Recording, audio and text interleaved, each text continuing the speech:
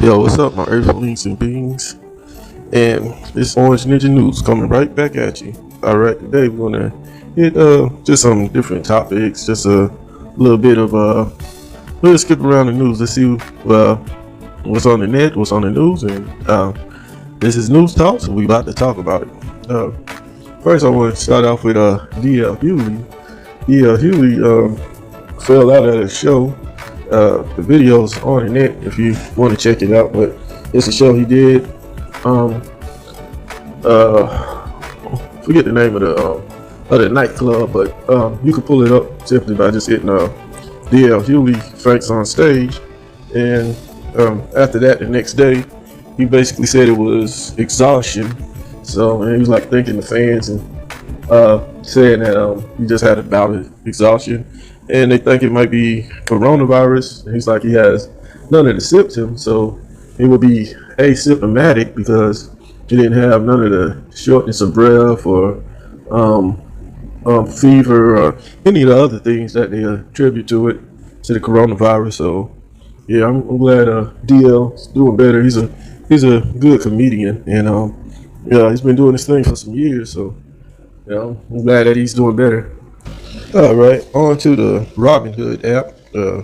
Robinhood app is a app that lets you trade stocks on the internet, and I got a couple of friends that I know that got the Robinhood app. I know one of them had complaints about it, said he was gonna get rid of it and start doing his stocks through just the old-fashioned way through brokers and stuff like that. But I personally don't have a Robinhood app for trading stocks, but if you do, you can leave a comment on here.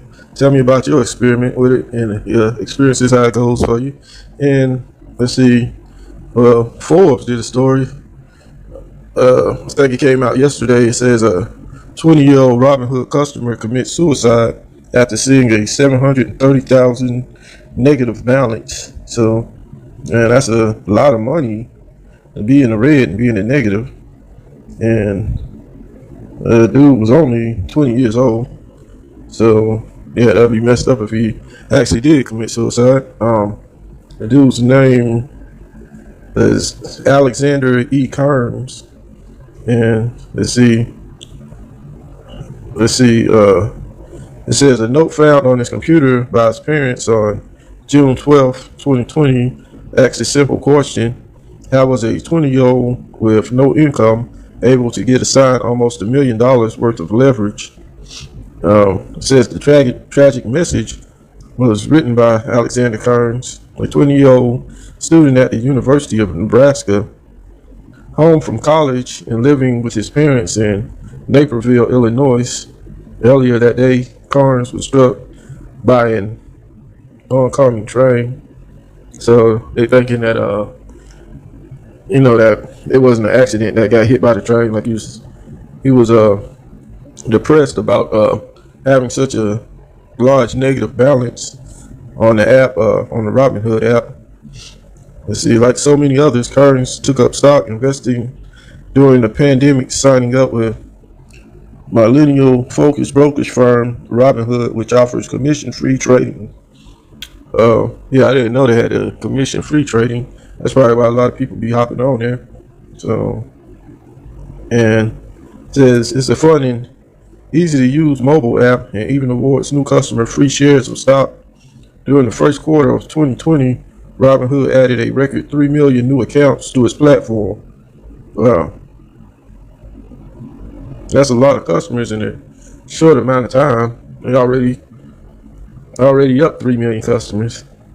As the COVID-19 stock market swung wildly, Kearns had begun experimenting trading options. His final note, filled with anger towards Robinhood, says that he had no clue what he was doing. In fact, a screenshot from Kearns' mobile phone reveals that while his account had a negative 730,165 cash balance displayed in red, it may not have represented collateralized indebtedness at all, but rather his temporary balance until the stocks underlying his assigned options actually settled into his account. Silicon Valley-based Robinhood is not sharing details of Kearns' account, citing privacy concerns. All of us at Robinhood are deeply saddened to hear this terrible news, and we reached out to share our condolences with the family over the weekend. That's what they posted. Yeah, that's a big negative. I mean, I can see how he thought everything was over for him. That's crazy, man. It's impossible to know all of the factors contributing to suicide, especially in young people. Still, the tragic demise of Alexander Kearns is a cautionary tale of the serious risks associated with the race to the bottom in the brokerage business. Robinhood, E-Trade, TD Ameritrade, Charles Schwab, Interactive Brokers, Fidelity, and even Merrill Lynch have all embraced commission-free trading and zero minimum balances in the effort to attract younger customers, many of whom have little understanding of the securities and markets they are dabbling in. Which is definitely true, because like a lot of cats I know that drive trucks, they started doing the Robinhood app, and they really, they don't know too much about the stock market or nothing like that. But like I say, out of two is one I know that says he's happy with the Robinhood app, and another one that had got rid of the app. He was like, man, we had took some losses, and was like, nah, man, I'm gonna get out of this. Let's see. I thought everything was going fine, says Bill Brewster, Kearns' cousin-in-law and a research analyst at Chicago-based Sullimer Capital Group. His father said he was loving the markets and really enjoying investing. Brewster told Forbes, and then on Friday night, we got this call from his mom that he died. That's messed up. Kearns apparently fell into despair late Thursday night after looking at his Robinhood account, which appeared to have $16,000 in it, but also showed a cash balance of negative $730,165. In his final note, seen by Forbes, Kearns insisted that he never authorized margin trading and was shocked to find this small account could rack up such an apparent loss. Yeah, see, I don't know. See, if I do any kind of app for trading or whatever, I'm gonna put it like small sums of money. Man, 16,000, that's like a lot of money to be putting in there, especially if you're in your 20s and you're not sure what you're doing. Man, that's a big gamble, a lot of money to be playing with.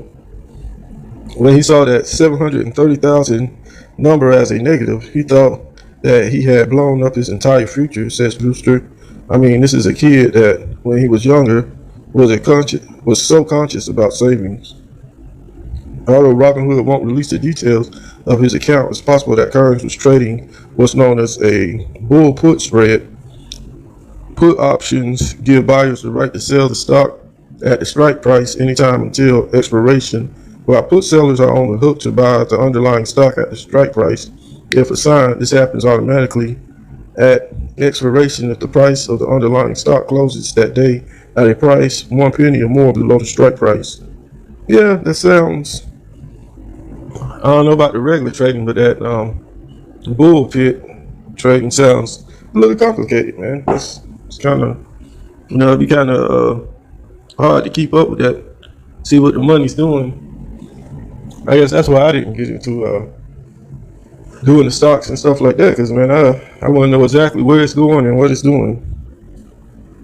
In Kearns' note, he says that the puts he bought and sold should have canceled out, because normally a bull put spread involves selling put options at a higher strike price and buying puts at a lower strike price, both with the same expiration. The trade generates a net credit, which the options trader keeps if the stock price stays above the higher strike price through expiration. It's generally considered a limited risk strategy because seamlessly purchase and sell of put options means the maximum loss on a per share basis is the difference between the strike prices less the amount earned when the puts are sold, initiating trade. So basically, if it's losing like that, it should just cut out and quit buying on whatever it's losing, and they shouldn't have been able to go to that much of a negative. There can be wrinkles, however, when the price of the underlying stock at an expiration is between the two strike prices, or in the case of early assignment, which may have occurred in Kearns' account. Here's an example of how a bull put spread could produce an unexpectedly large stock position in your portfolio. On June 16, Amazon trades at 2,615 per share. If you're neutral to bullish on Amazon, you can sell put options that expire on July 17 with a 2,615 strike price for $28 per option. To limit your risk, the other leg of the trade is to purchase puts at a lower strike price. Okay. For every contract you sell, do 3 contracts and you generate $600.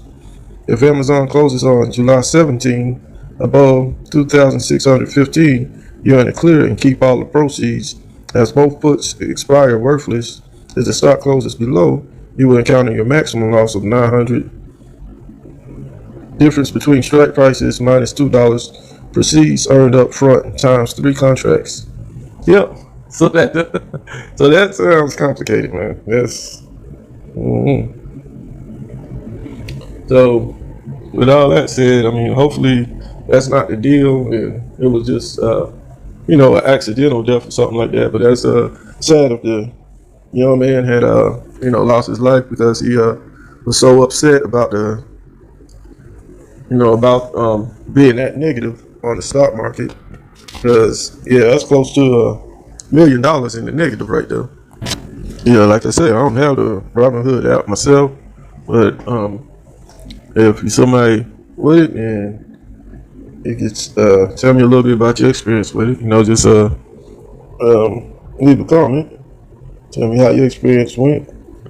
I was looking to probably get in some stocks and stuff like that, but try to explore more into it and really know what I'm getting into. So, matter of fact, let's look at the Robinhood app for a minute. It says Robinhood Markets and Company, a U.S.-based financial services company headquartered in Menlo Park, California.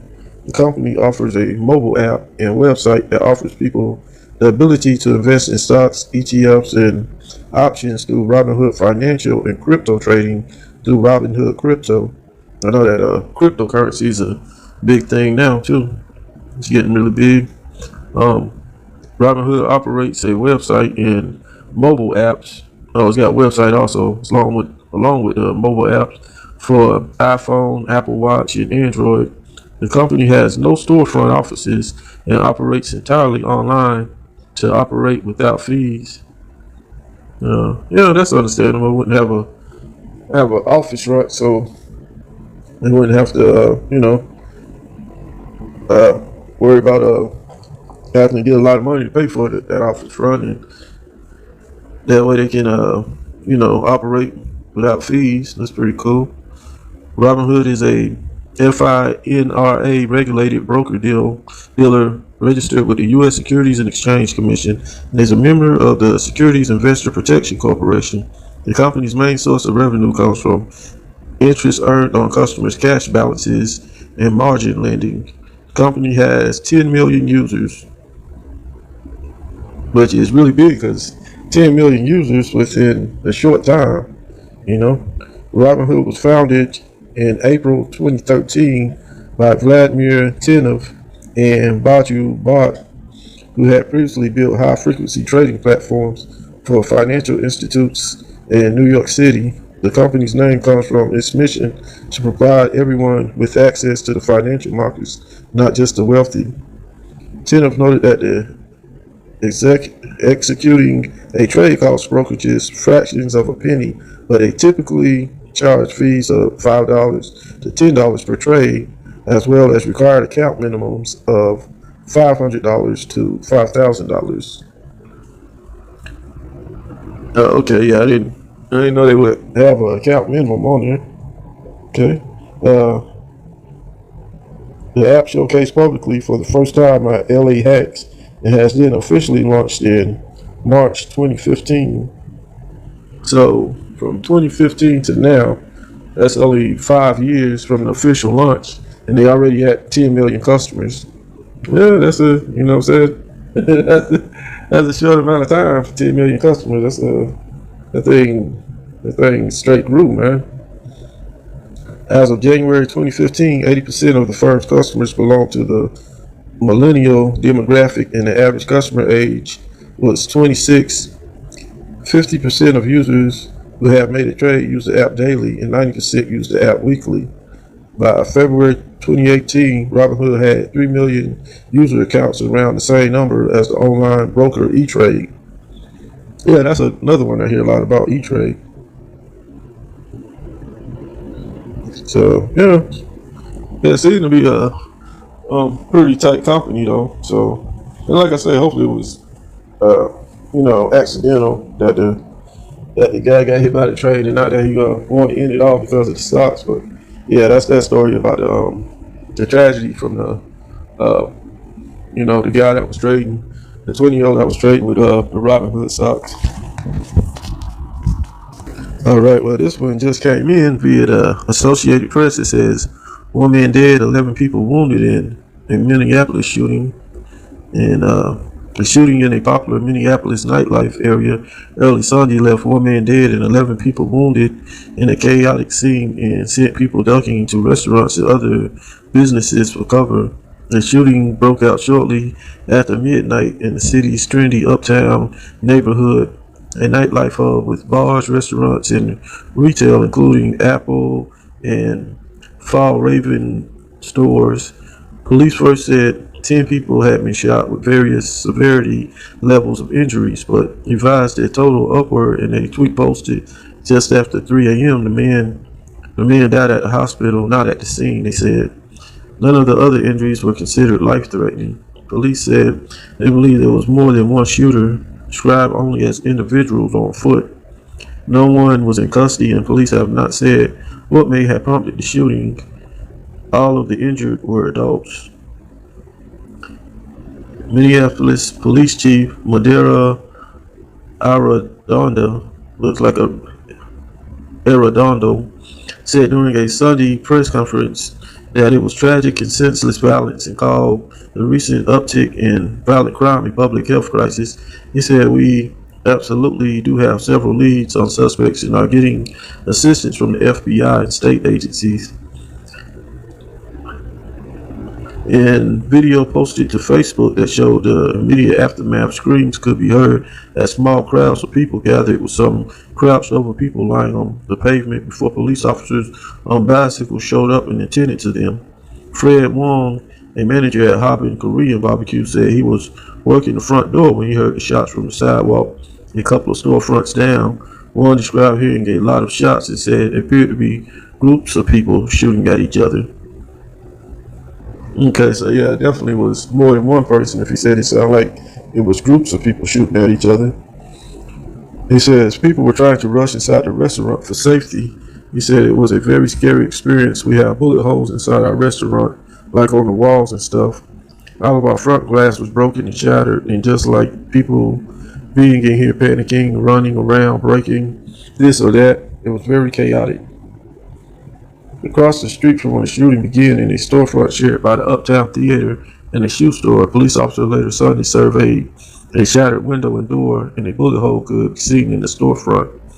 The Uptown area is about 3 miles west of the Minneapolis commercial area, and in a neighborhood hit by the rioting from George Floyd's May 25th death.